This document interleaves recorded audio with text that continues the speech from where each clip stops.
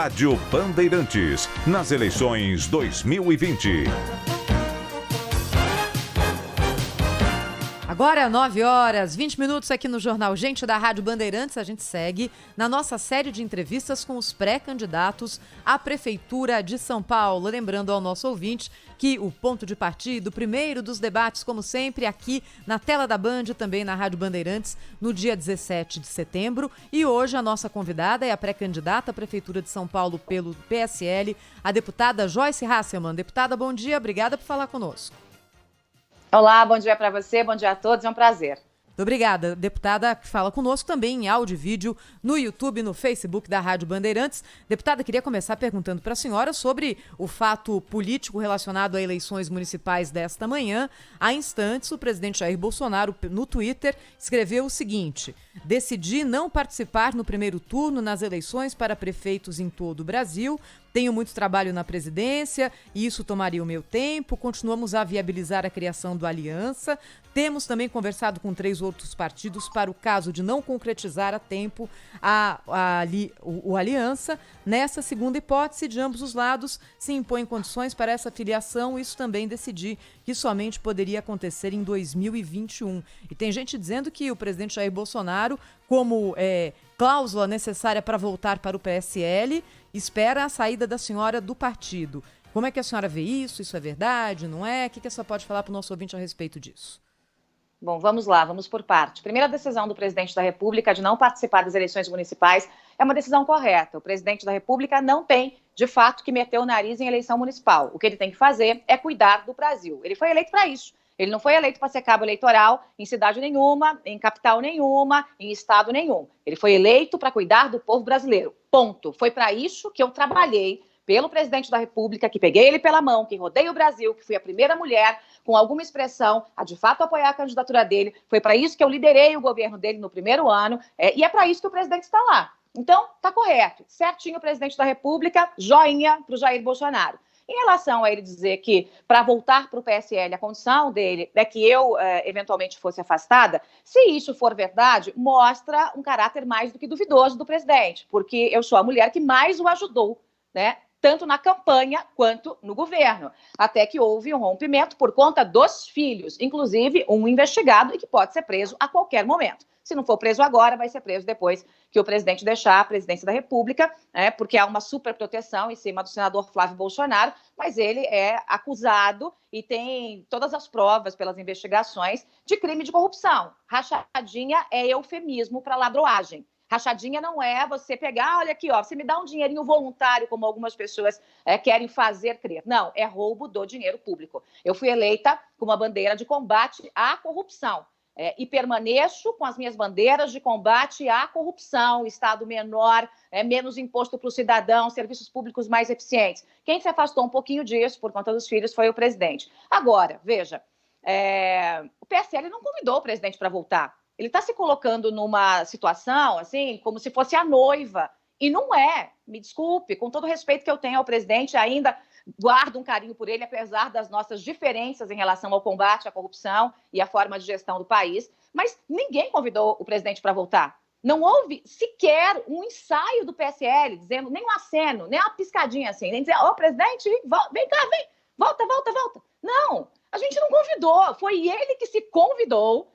Um grupo dele, dos aliancistas, o grupo dele, que aliancista, foi lá e pediu, pelo amor de Deus, nos receba. E como todo mundo sabe que eu não me dobro para ninguém, nem para o presidente da República.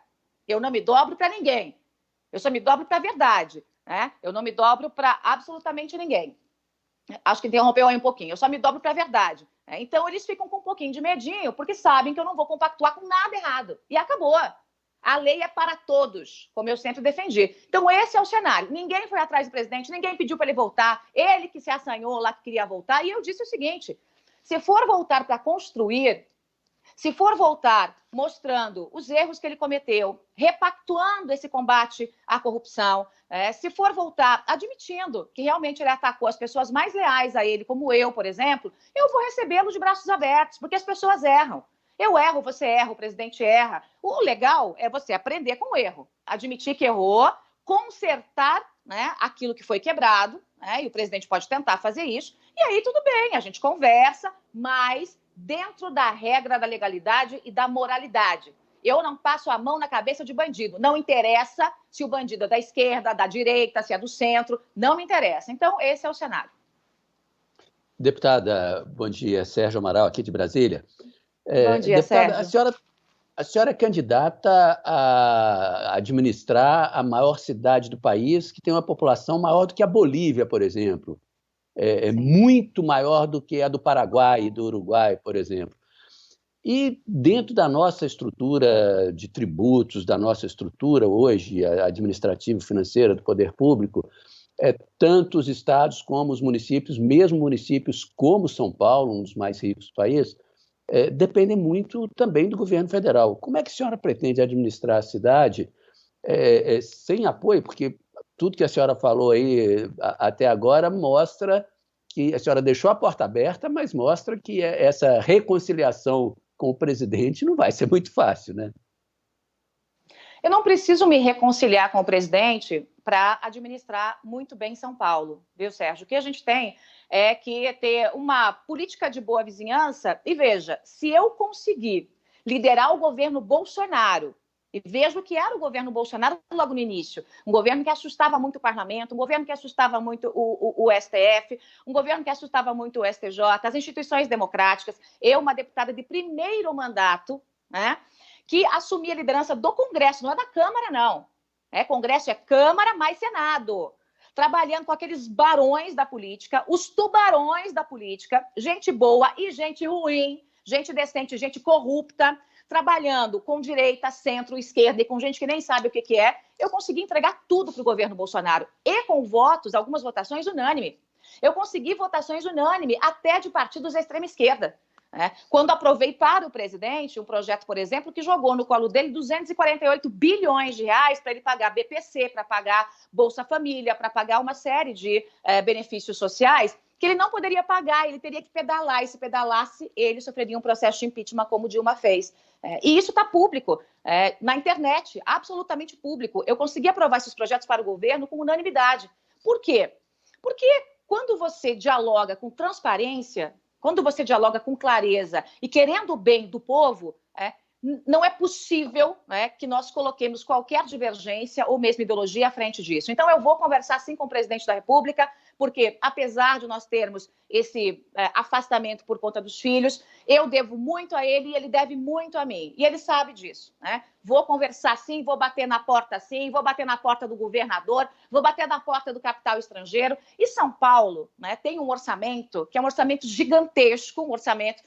eu estou mergulhada nos problemas de São Paulo e nas soluções para São Paulo, e a dependência da cidade de São Paulo do governo federal é muito pequena. Agora, ainda assim, a minha relação com o governo como um todo é uma relação excepcional. Eu relato programas excepcionais do governo, então, quando precisa que alguém relate com força um programa dentro da Câmara, eles buscam a mim.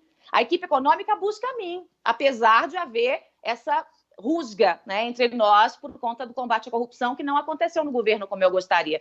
Então, eu continuo aprovando os projetos do governo, eu continuo ajudando o Brasil, eu continuo trabalhando pelo governo, os ministros me ligam, tenho reunião com os ministros, consigo destinar dinheiro para essa cidade e para esse estado, mandei mais de 40 milhões de reais para obras, saúde, educação, e está tudo certo, tudo correndo muito bem, obrigada. Agora, uma coisa é uma coisa, outra coisa é outra coisa. Eu não faço aquela política falsa de dar tapinha nas costas na frente dos outros, e depois ficar fazendo conchavo entre quatro paredes. Eu sou muito transparente, a população sabe disso, o presidente sabe disso, e eu fui eleita assim e ajudei o presidente a ser eleito dessa forma, falando a verdade.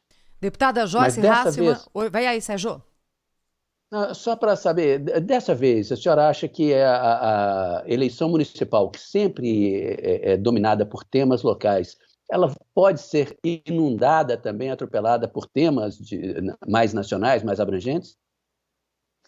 Pelo que eu estou sentindo nas andanças que eu tenho feito pela periferia da cidade, de um extremo ao outro, do extremo sul ao extremo leste, a população está mais preocupada mesmo com o que vai acontecer com este povo de São Paulo amanhã, no pós-Covid, no pós-guerra, Como é que é a questão da saúde? Porque a gente tem aí uma demanda gigantesca represada justamente por conta dessa pandemia, de doenças que iniciaram não muito graves, mas que agora, tantos meses depois, estão em fase grave. E aqui eu estou falando de doenças como doenças cardíacas, como câncer, como tantas outras. Se veja que tudo parou, né? Nós voltamos todo o sistema de saúde para combater a Covid-19. As pessoas estão preocupadas com o que vão colocar na mesa. O desemprego disparou também. Empresas fechando. Aquele que era classe B virou C, o que era C virou D. As pessoas perderam dinheiro, perderam poder aquisitivo.